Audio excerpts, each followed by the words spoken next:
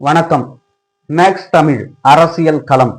மயிலாடுதுறை மாவட்டம் செம்பனார்கோவில் பரசலூர் தலைமையிடமாக கொண்டு வளர்ந்து வருகின்ற கட்சி மக்கள் மசோதா கட்சி. மக்கள் மசோதா கட்சியின் நிறுவன தலைவரும் பல்வேறு சமூக சேவைகளை தொடர்ந்து செய்து வருகின்ற சமூக சேவகருமான டாக்டர் மாயா வெங்கடேசன் அவர்களுடன் சந்திப்பு. தொடர்ந்து தற்பொழுது நாளுக்கு நாள் மக்கள் மசோதா கட்சியில் பெண்கள், இளைஞர்கள் இணைந்து வருகின்றனர்.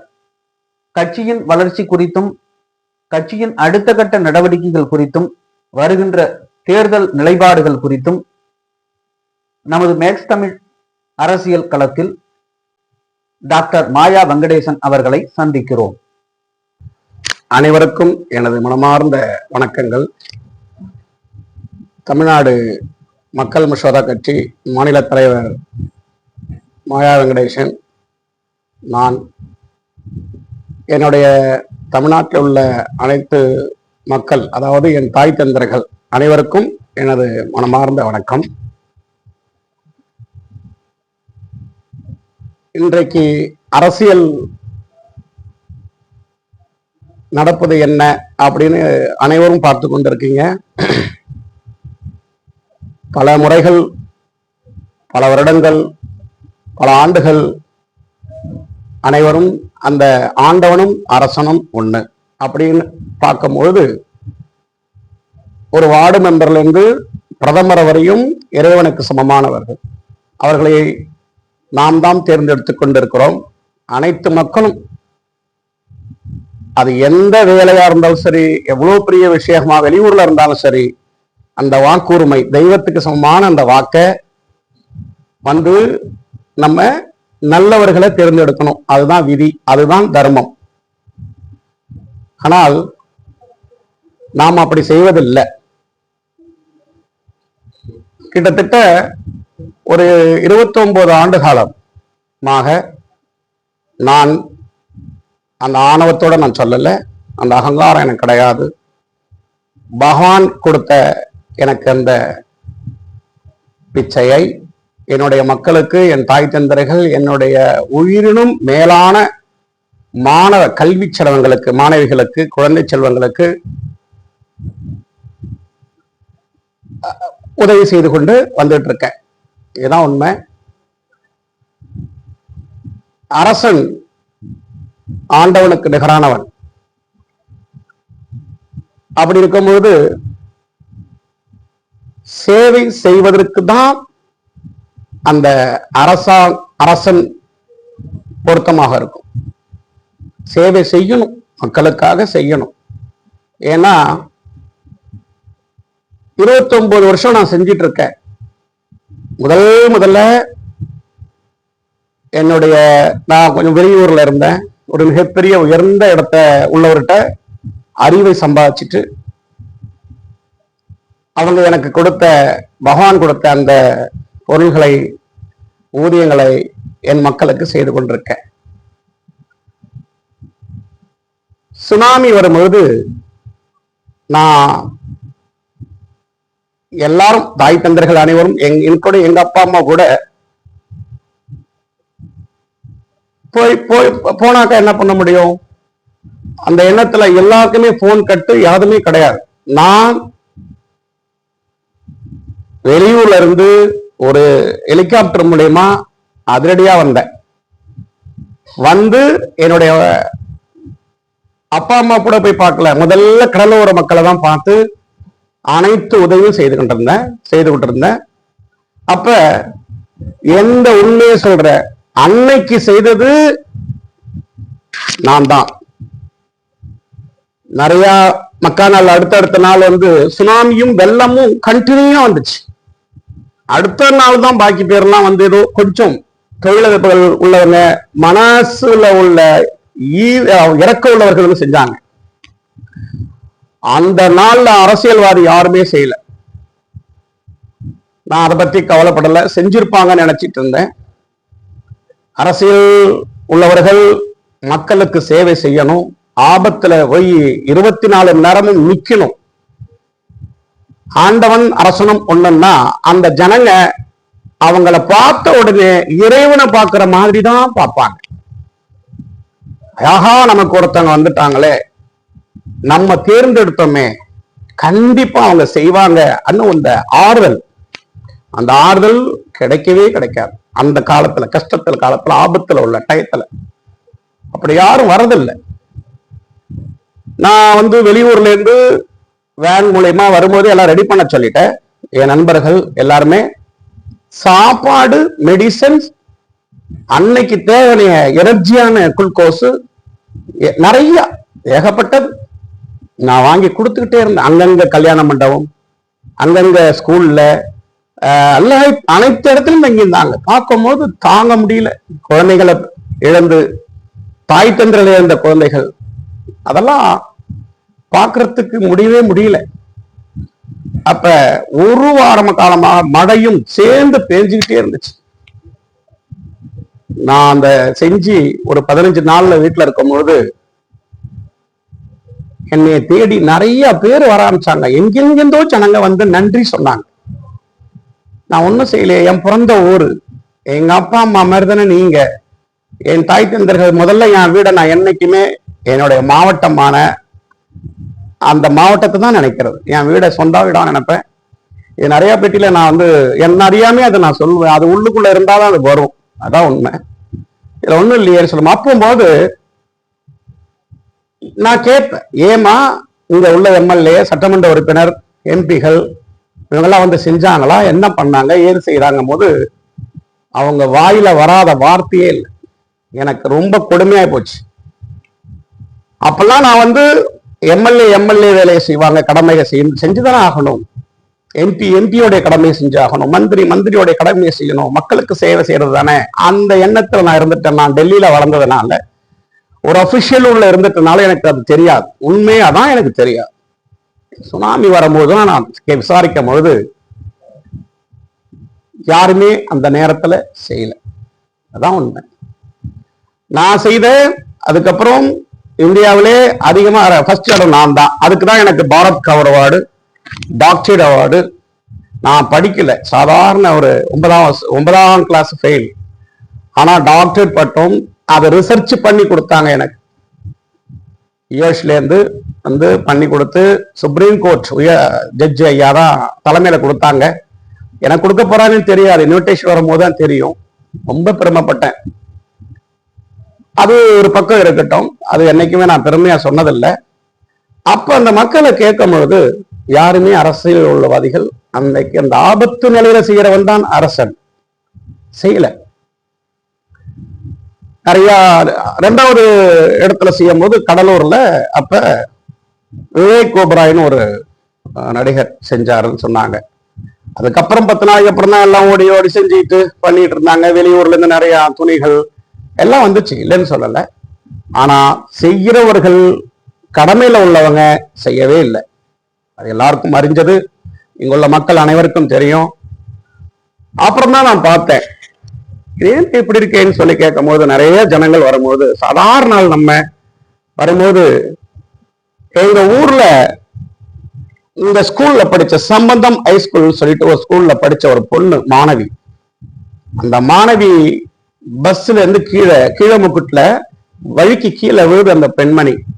அந்த பெண் குழந்தை 12வது படிக்கிற பொண்ணு கீழே விழுந்து டயர் ஏறிடுச்சு. இந்த பொண்ணு ஒரு 1 ஹவர்ல தூக்கிட்டு போயிருந்தா கண்டிப்பா உயிர் பழைச்சிருக்கும். சொன்னதுதான், எல்லாமே சொன்னவங்க. அப்ப இந்த முதல்ல இந்த ஊர்ல வந்தவங்க, இந்த ஊரால மக்களால வாழ்ந்தவங்க, உயரத்துல போனவங்க. அப்ப கேள்விப்பட்ட ஆம்புலன்ஸ் ஒண்ணு இருந்ததுன்னு சொல்லி இங்க இருந்துச்சு, காசுக்கு தான். அப்ப அதை கேட்கும் பொழுது சரியான கொடுக்கல, பணம் கட்டிட்டு எடுத்துட்டு போங்கன்ற மாதிரி எனக்கு சொன்னாங்க. அதுதான் உண்மையும். எனக்கு மனசு ரொம்ப தாங்கவே இல்லை. உடனே அவரை நான் என்னைக்கும் பெருமையா நினைக்கிறேன். பாண்டியன் சார் ஹைஸ்கூல்ல ஹெட்மாஸ்டர் அவங்க என்னை தொடர்பு கொண்டு என்னிடம் என்னுடைய குருநாதர் அவர். அதே மாதிரி பஞ்சநாத் சார், குமார் சார், இவங்கெல்லாம் குருநாதர்கள். அவங்க என்கிட்ட சொன்னது அடுத்த நிமிஷமே ஒரே 10 நாளுக்குள்ள ஆம்புலன்ஸ் ரெடி பண்ணி இந்த மக்களுக்கு, இந்த மாவட்டத்துக்கு கொடுத்தேன். முதல்ல ஆம்புலன்ஸ் டிரைவர் சம்பளம் என்னது, பெட்ரோல் டீசல் என்னது, அவருக்கு பேட்டா முதற்கொண்டு என்னது. நான் அந்த ஆம்புலன்ஸ அதே பள்ளிக்கூடத்துல, அந்த பெண் இறந்த படிச்ச பள்ளிக்கூடத்துல, நானும் அந்த பள்ளிக்கூடத்துல தான் படிச்சேன், ஃபெயிலாகி படிச்சேன், அது வேற விஷயம். அதுக்கு காரணம் இருக்கு. அந்த பள்ளிக்கூடத்துல மெடிக்கல் கேம்ப் வச்சேன். கிட்டத்தட்ட ஐஎம்இ டாக்டர்ஸ், எல்லாமே ஐஎம்இ டாக்டர்ஸ் கொண்டாந்து வச்சு அந்த ஆம்புலன்ஸையும் கொடுத்து 8 மாசத்துக்கு தேவையான மெடிசன்ஸ் எல்லாம், பெண்களுக்கு தேவையான மெடிசன், முதியோருக்கு கண்ணு, இசிசி, அனைத்து சகலமும் கொண்டாந்து செஞ்சு கிட்டத்தட்ட ஒரு 20,000 பேர் பயனடைச்சிருப்பாங்க. அதுக்கு மேலே இருக்கும். திரும்பி போயிட்டாங்க, பார்க்க முடியல டாக்டர்ஸால. பகல்ல இருந்து கிட்டத்தட்ட ஒரு 150 டாக்டர்ஸ் இருக்கும். யாரும் பண்ணல இதுவரையும் அந்த மாதிரி ஒரு மெடிசன் கேம்ப் சொல்ல முடியாது. மருந்தை கொடுத்து மெடிசன், அதற்கும் ஜிங்கோவிக் டானிக்கு கொண்டு நான் கொடுத்து, மாத்திரையே வாங்க முடியாம, ட்ரீட்மெண்ட் பார்க்க முடியாம கஷ்டப்பட்டவங்க அத்தனை பேருக்கும் அது பலனடைஞ்சு போனாங்க. பொங்கல் வந்துச்சுன்னா அந்த பொங்கலுக்கு அது சொல்லப்போனா கஷ்டம். தமிழ் கலாச்சாரம், தமிழை பத்தி உயர்ந்த அரசியல்வாதிகள் பேசிட்டு இருக்காங்க. தமிழுடைய பண்டிகை பொங்கல். அந்த பொங்கல் பண்டிகைக்கு சக்கரை பொங்கலுக்கு வெல்லம் தான் கொடுக்கணும், அது கிடையாது. சீனி, வெள்ளை சீனி கொடுக்குறாங்க. அது நியாயமா? அப்ப தமிழை பேசி தமிழுடைய பண்டிகை என்னன்னு தெரியாம மக்களுக்கு வாங்கி, அந்த மக்களும் வாங்குறாங்களே, அப்பயும் உங்களை நேசிச்சு தானே வாங்குறாங்க. அதுல என்ன ஆயிட போகுது சொல்லுங்க பாப்போம். அது கிடையாது, அது கொடுக்கறதில்ல. அதுக்கப்புறம் அதே வருஷத்துல இருந்து நான் கொடுக்க ஆரம்பிச்சேன். என் மாவட்டத்துல என்னுடைய பஞ்சாயத்து, என் வீட்டு முதல் நம்ம வீட்டுக்கு கொடுக்கணும்.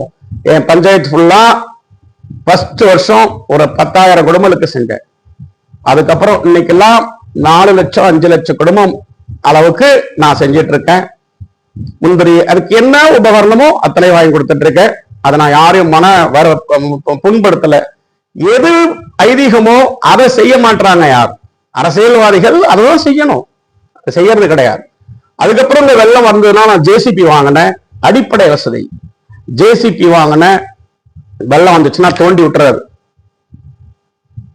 தண்ணி நிற்காது. ஆனா நாங்க சாப்பாடு அத்தனையும் வீடா கொண்டு கொடுத்துட்டே இருக்கு. அந்த மாதிரி ஒரு சேவைகள் செஞ்சு இன்னைக்கு 29 வருஷம் படிப்பு பிள்ளைகளுக்கு, நான் படிக்கும்போது நோட்டு வாங்க முடியாது, இன்னைக்கு அத்தனையும் நோட்டு அதோடக்கு கொடுத்துட்டு இருக்கேன். ஜாமெண்ட்ரி பாக்ஸ், அதே மாதிரி ஒரு பாக்ஸ் வாங்க முடியாது, ரொம்ப கஷ்டம். இன்னைக்கு எவ்வளவு பேர் கஷ்டப்படுறாங்க, வாங்க முடியல. நான் கொடுத்துட்டு இருக்கிற சிலேட்டு, வாய்ப்பாடு, ரெட்டவரி நோட்ஸோ, அதுக்கு எத்தனையும் மாணவமணிகள் செல்வங்கள் பெருசா என் உயிர் இருக்கிறவரையும் அது கொடுத்துக்கிட்டே இருப்பேன். அதுதான் உண்மை. அரசாங்கம், அரசியல்வாதிகள் இன்னைக்கு ஏன் இந்த அரசு மட்டும் பவர் இருந்தாதான் அத்தனையும் செய்ய முடியும். அதை நான் உணர்ந்தேன்.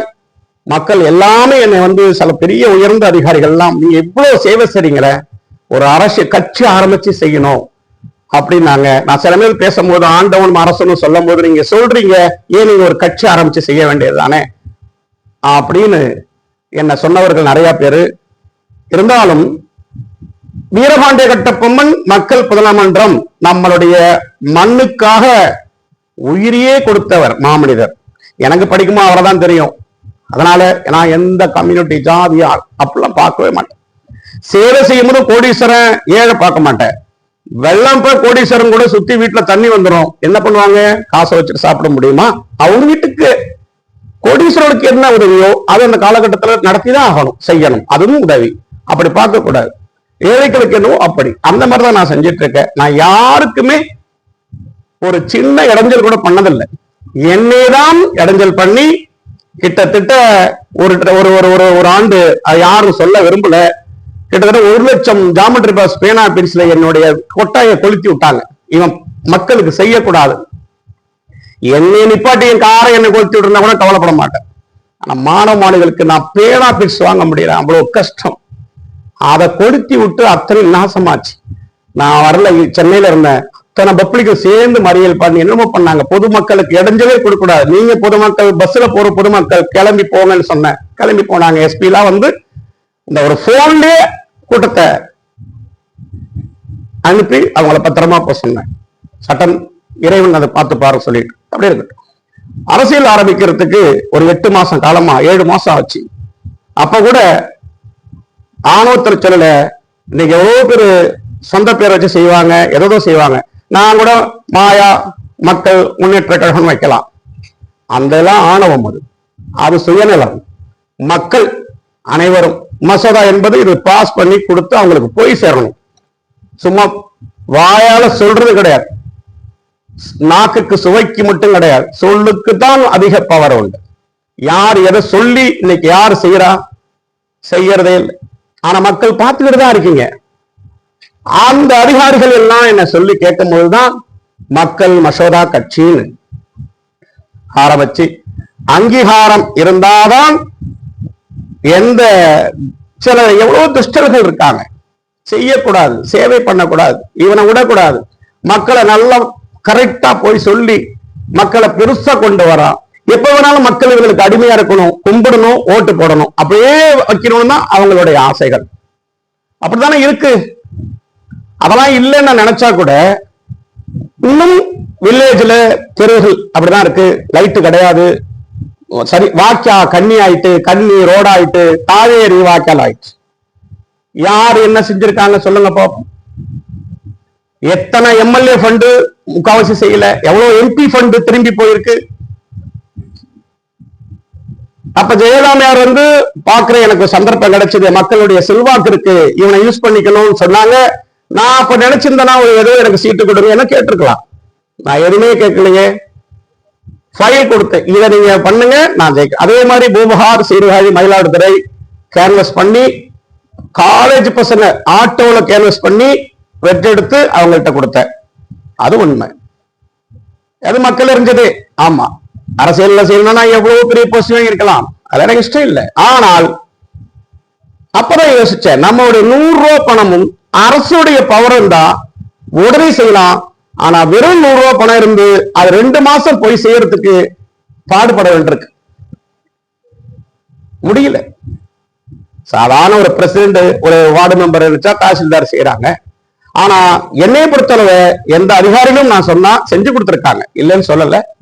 அவங்க செய்யறதாலும் அரசில் உள்ள அரசாங்கத்துல அந்த அரசியல்வாதிகள் அதை தடுத்தாங்க. தடுக்கிற பவர் அவங்கள்ட்ட இருக்கு. அதிகாரிகள் சாரிங்க, நீங்க நல்லா வரணும், நீங்க செய்யணும், நீங்க அரசியல்ல வரணும்னு சொல்லும் போது அப்ப அந்த அரசியல்வாதி தான் அதை தடுக்குது. செய்ய சேவை செய்ய தடுக்கிறது யாரு? மக்களால வென்றவர்கள், மக்களை வச்சு முன்னேறினவர்கள். சாதாரண புல்லட்ல போனோம், நீங்க 10 கார் 20 கார்ல போறாங்க, போகட்டும், உழைப்புல போகணும், கஷ்டப்பட்டு முன்னேறி போகணும், ஏரோப்ளேன் கூட வாங்கணும், பிளைட்டு கூட வாங்கணும். ஆனால் மக்களால வாக்கு பெற்று மக்கள்ல கொள்ளடிச்சு வாழ போகக்கூடாது, அது நிலையாக இருக்காது. ஆனா படுறது கஷ்டம் மக்கள், நீங்க தானே, நம்ம தானே கஷ்டப்படுறீங்க. கட்சி ஆரம்பிச்சு 7 மாசத்துல கிட்டத்தட்ட பூம்புகார் தொகுதி, மயிலாடுதுறை, சீர்காழி இந்த 3 தொகுதியிலும் கிட்டத்தட்ட ஒரு 2.5 லட்சம் பேர் வந்து என்கிட்ட வந்து சேர்ந்திருக்காங்க. நாங்க போகவே இல்லை.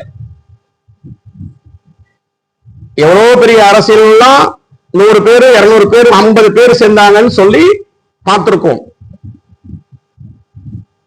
நாங்க போய் வற்புறுத்தினதே இல்லை. உங்களுக்கு யார் நல்லது செய்வா? நீங்க எல்லா குடும்பத்திலையும் இப்ப பசங்களை கடன் வாங்கி கூட படிக்க வச்சுட்டீங்க. அப்ப எல்லா கஷ்டங்கள் துன்பங்களை நீ எத்தனை வாட்டி ஓஸ்டுமா போடுறல? 10 வாட்டி போட்டிருக்கேங்க, 5 முறை போட்டிருக்கேங்கிறாங்க. இப்ப மனுவை படிச்சு பார்க்கும்போது வயிற்றுச்சலா இருக்கு. லைட்டு கிடையாதுங்க, ரோடு கிடையாது, வீடு பழுது அடைஞ்சிருச்சு, எவ்வளவு கஷ்டம். ஆனா நான் உண்மையிலே ஆளை விட்டு விசாரிக்கும் போது, நானும் போய் பார்க்கும் போது அப்படியேதான் இருக்கு. நான் கேட்பேன், ஃபர்ஸ்ட் வாட்டி போடுறீங்களே, அடுத்த வாட்டி கேட்கும் போது ஏன் கேட்கல? சரின்னு சொன்னாங்க. சரி 2வது வாட்டி போடுறீங்க, 3வது வாட்டி ஏன் இப்படியே வருஷலா போடுது? அப்பதான் அவங்களுக்கு எல்லாமே புரியுதாக நம்ம எப்படி இருப்போம். நீங்க கோடீஸ்வரங்க, உங்களால கையை காமிச்சு விடுறவங்க கோடீஸ்வரன் ஆகி நீங்க பிச்சைக்காரனா ஆயிட்டீங்க. மக்கள் நான் கேட்பேன், உங்களை ஒரு அரசியல் தலைவர், எம்பியோ, மந்திரியோ, எம்எல்ஏ கும்பிடுறாங்களே, ஏன் கும்பிடுறாங்க? உங்க வாக்கு அது தெய்வத்துக்கு சமமானது. அப்ப நீங்க கோடீஸ்வரன். நம்ம வீட்டு அப்பா அம்மாவை கும்பிடணும், நம்ம வீட்டுல யாராவது வந்தாங்கன்னா கும்பிடலாம், தெய்வத்தை கும்பிடுவோம். சாதாரண ஒரு பேர் நீங்க நிக்கும் போது உங்களை கும்பிடுறாங்களே, ஏன் கும்பிடுறாங்க? ஏன் இதை நீங்க தெரிய மாட்டேங்குது? அப்ப நீங்க தானே கோடீஸ்வரர்கள். கண்டிஷன் போடுங்க. ஒரு பஞ்சாயத்து சேர்ந்து ஒரு பஞ்சாயத்துல உள்ள அத்தனை மக்கள் ஒரு 10 பேர் சேர்ந்து வரவங்கள்ட்ட இதை எனக்கு எழுதி கொடுத்து குடியான்னு கேளுங்க, வாங்குங்க. ஓட்டு போடாதீங்க. இல்லைன்னா போடுறீங்க, அதுக்குதான் 20 ரோட்டா வச்சுகளை போடுங்க. அப்ப எதுவுமே இல்லைன்னா அங்க கலெக்டர் அதிகாரத்துக்கு வந்துருவார், நாடே திரும்பி பார்க்கும். உங்கள்கிட்ட வாக்கு பெற்றவர்கள் முதல்ல மதிக்கிறாங்களா? உங்களை யாராவது ஆபீஸ்க்கு வீட்டுக்கு போனா வாங்கன்னு கூப்பிடுறாங்களா? சில பேர், நான் எல்லாரும் சொல்லல. ஊப்பிலாம் நான் போகும்போது ஐயா முலாயம் சிங் அப்ப போய் நான் ஸ்கூல் கட்டுறது டொனேஷன் கொடுத்தேன்.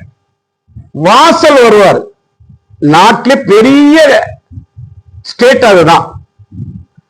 அடுத்தது அகிலேஷ் யாதவ், அவருடைய பையன் சிஎம், வாசல் வரையும் வந்து அனுப்புவார்.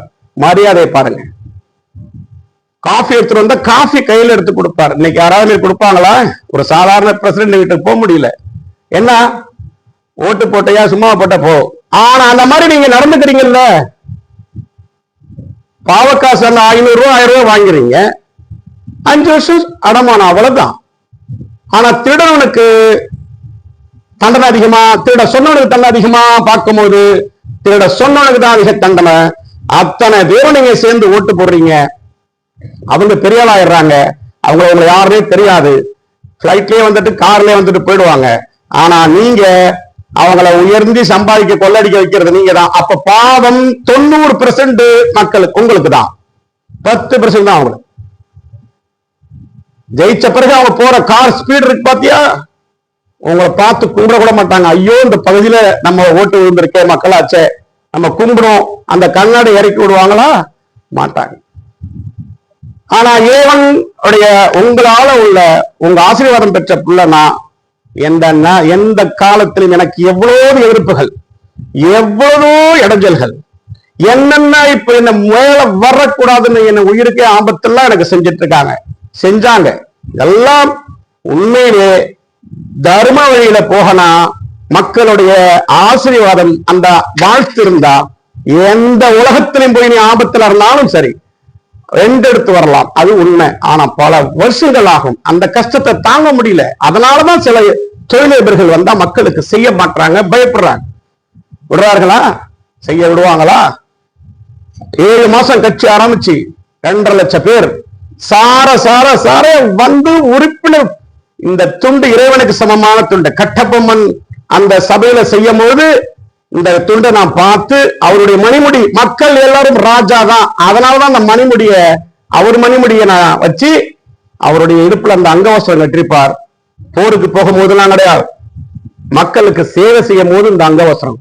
அவர் உட்கார்ந்த மக்களுக்கு என்ன சேவை செஞ்சாரோ அதை நான் பயன்படுத்தி இந்த துண்டை நான் வந்து மக்களுக்காக இருக்கணும்னு சொல்லி போட்டிருக்கேன். அதே மாதிரி வேர்ல்டு ஃபுல்லா இருக்கிற ஒருத்தர் தலைவர். நானும் ஏப்ரல் 14 பிறந்தேன். அதுல பெரிய மகான் அம்பேத்கர், அவர் பிறந்த நாள் அந்த நாள். அந்த மாதிரி அறிவை சம்பாதிச்ச இடம், அறிவை கற்றுக்கொண்டேன் வெங்கட்ராமன் ஐயாட்ட. அப்ப மக்களுக்கு என்னென்ன பிரச்சனைகள் எப்படி எப்படின்னு 300 ஃபைல் போட்டு வச்சிருக்கேன்.